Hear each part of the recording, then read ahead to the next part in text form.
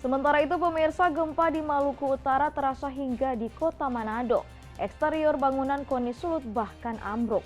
Warga mengaku panik saat gempa tiba-tiba terjadi. Bangunan luar sisi kanan gedung koni sulut runtuh akibat gempa mengguncang Manado pada Senin malam pukul 21:51 waktu Indonesia Tengah. Sejumlah penyangga dan eksterior gedung di sisi kanan luar tampak ambruk berserakan ke tanah. Bangunan yang runtuh tersebut terbuat dari aluminium composite panel, yakni bahan perpaduan antara plat aluminium dan bahan composite.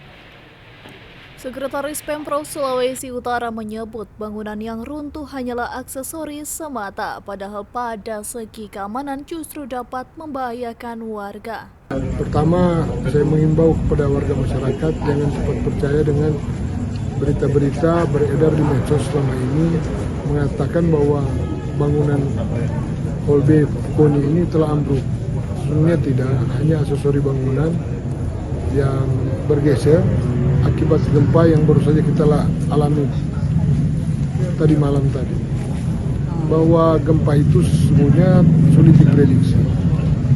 Kapan keberadaannya sulit diprediksi, seberapa kuat dan seberapa lama dia akan berlaku.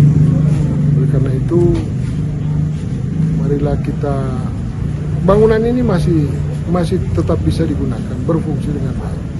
Sementara itu pengunjung sempat berlarian panik saat gempa terjadi. Beruntung bangunan yang ambruk tersebut tidak mengenai warga yang keluar dari dalam gedung. Abu sekali dah. So dapat dengar kuat. So ciri itu apa ini? Puing-puing ini so ciri semua. Ada motor motor 2 dengan Auto Brio warna merah 1. Kuat sekali dapat dengar di kuat dalam. Sekali. Pas di dalam sana yang kilat tuh bunyi brung. Langsung lari, so panik semua keluar untuk anak-anak dan latihan.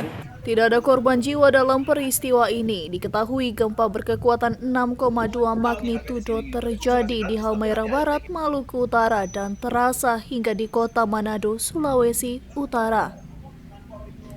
Syarifuddin Malik melaporkan untuk Kawanua TV.